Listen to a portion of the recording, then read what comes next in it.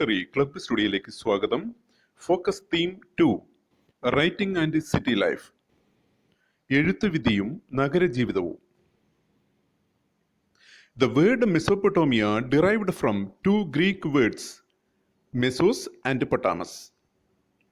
Mesos means middle, potamus means river. It means land between two rivers. These two rivers are Tigris and Euphrates. Mesopotamia എന്ന വാക്ക് ഉണ്ടായത് mesos പൊട്ടാമോസ് എന്ന രണ്ട് Greek വാക്കുകളിൽ നിന്നാണ്. ഇതിൻ്റെ അർത്ഥം രണ്ട് നദികൾക്ക് ഇടയിലുള്ള ഭൂമി എന്നാണ്.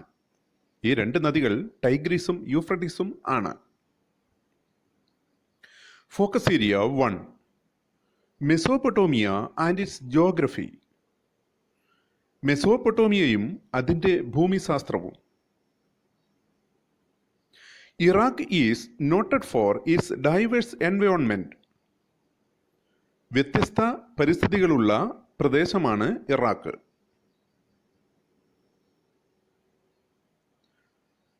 In the northeast lay green. There are tree-covered mountain ranges. Iraq is gifted to enough rainfall to grow crops.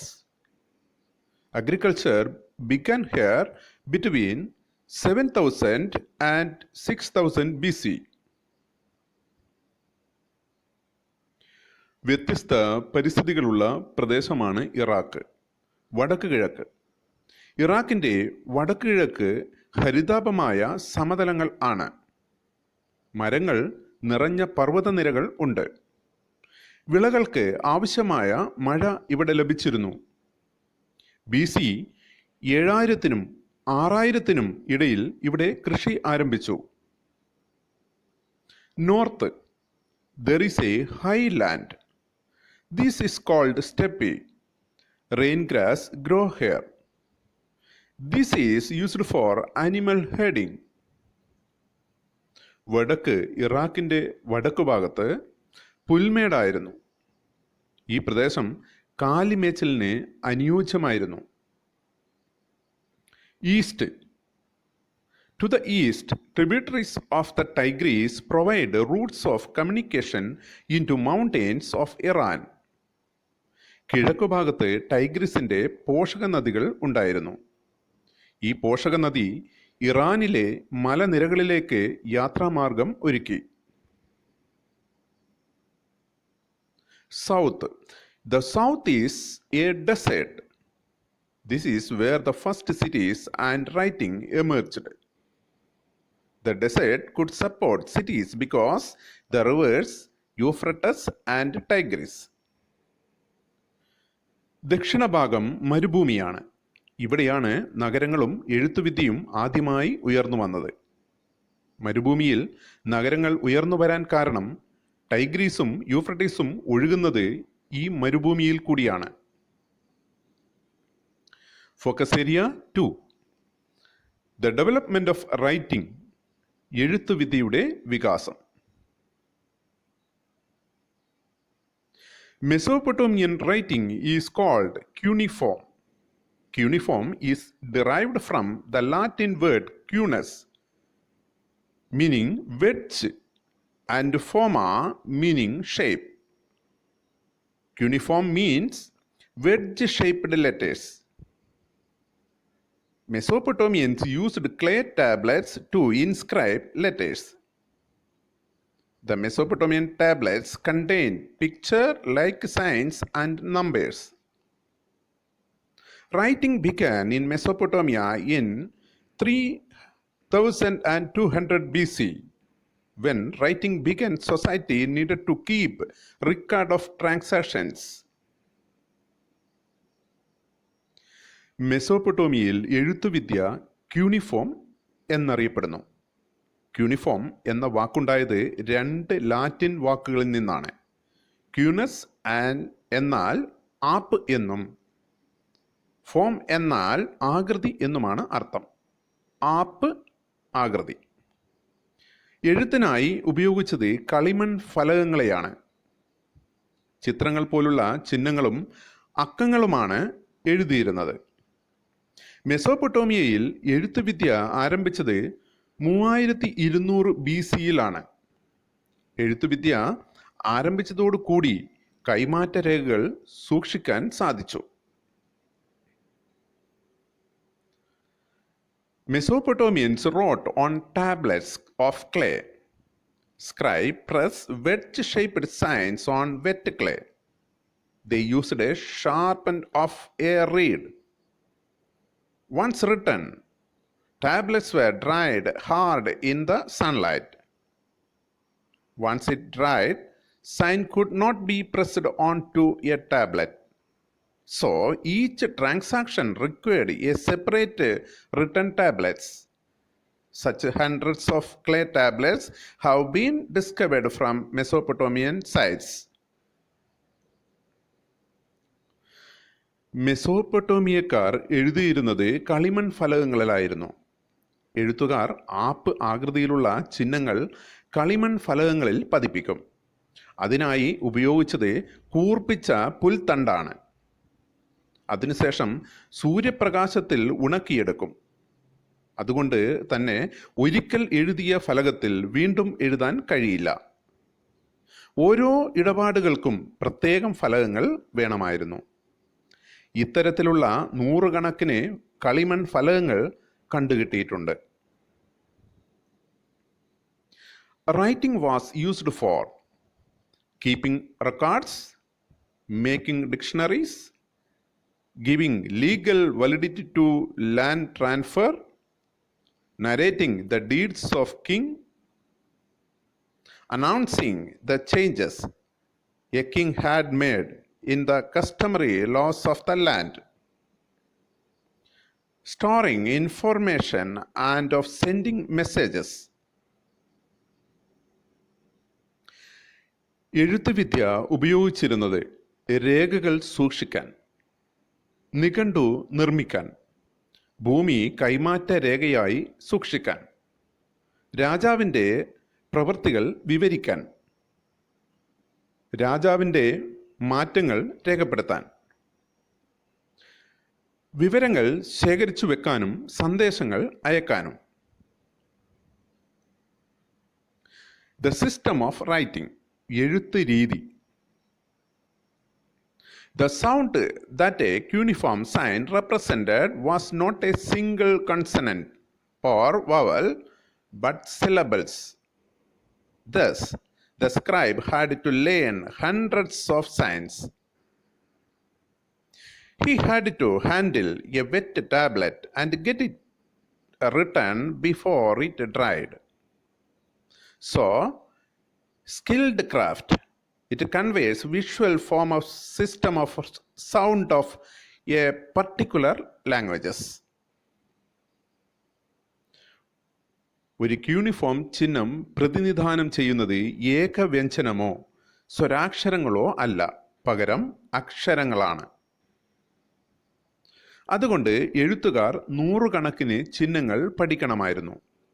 നനമുള്ള കളിമൺ ഫലകം ഉണങ്ങുന്നതിന് മുമ്പേ എഴുതണമായിരുന്നു. ഒരു പ്രത്യേക ഭാഷയിലെ ശബ്ദങ്ങളെ ദൃശ്യരൂപത്തിൽ കൈമാറുന്ന സമ്പ്രദായമാണിത്. ലിറ്ററസി, സാക്ഷരത. King and very few could read and write. If a king could read, it was recorded in his inscriptions. Writing reflected the mode of speaking. It was kingship that organized trade and writing. രാജാവിനും കുറച്ചു പേർക്കും മാത്രമേ എഴുതാനും വായിക്കാനും അറിയുമായിരുന്നുള്ളൂ. രാജാവിന് എഴുതാനും വായിക്കാനും അറിയുമെങ്കിൽ അത് അദ്ദേഹത്തിൻ്റെ ലിഖിതത്തിൽ രേഖപ്പെടുത്തും. സംസാരിക്കുന്ന രീതിയിൽ തന്നെയാണ് എഴുതിയിരുന്നത്. വ്യാപാരവും എഴുത്തും സംഘടിപ്പിച്ചിരുന്നത് രാജാവായിരുന്നു. Focus area 3. A trading town in a pastoral zone.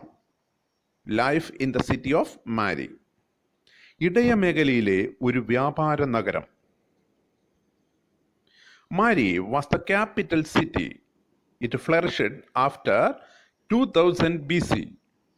It was situated on the upper stream of Euphrates. Agriculture and cattle rearing was main occupation of the region. There were peasants and pastoralists. Most of the region was used for cattle rearing. Herders exchanged animals, cheese, leather, and meat. In return, they brought metal tools and grain, etc.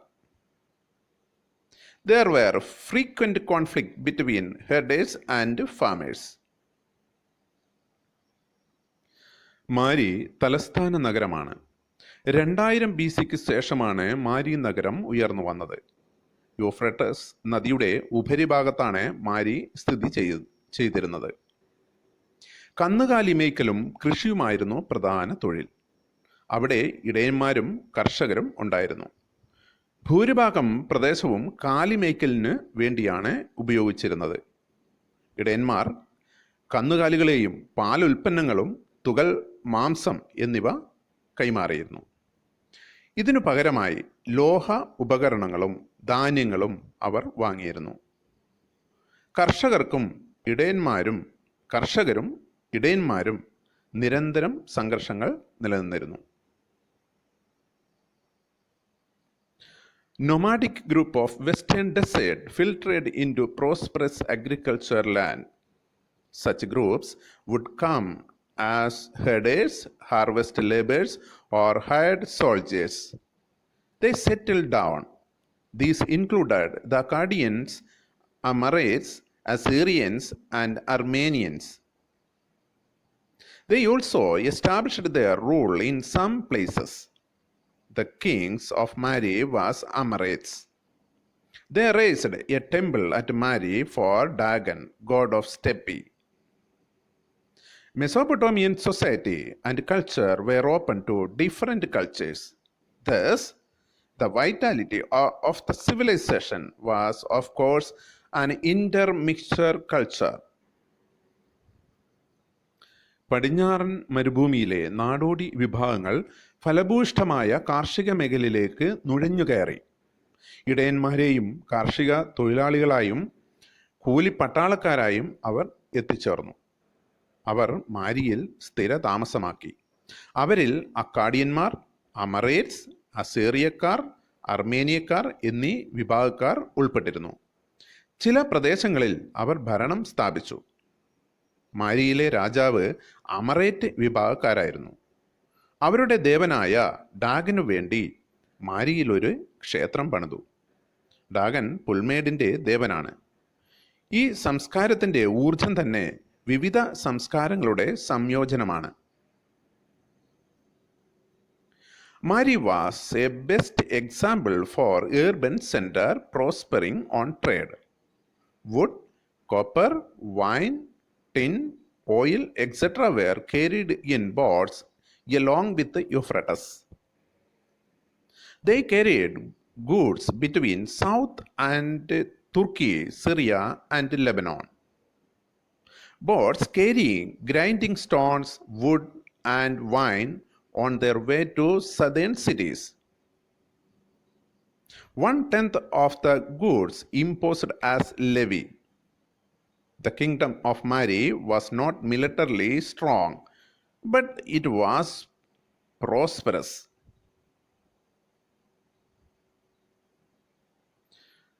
വ്യാപാരത്താൽ പുരോഗതി പ്രാപിച്ച നഗരത്തിന് ഏറ്റവും നല്ല ഉദാഹരണമാണ് മാരി നഗരം.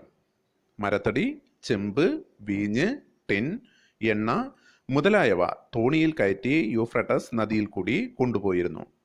യൂഫ്രട്ടസ് നദിയിൽ കൂടി ദക്ഷിണ ഭാഗത്തു നിന്നും തുർക്കി, സിറിയ, ലെബനോൺ എന്നീ പ്രദേശങ്ങളിലേക്ക് ചരക്കുകൾ കൊണ്ടുപോയിരുന്നു.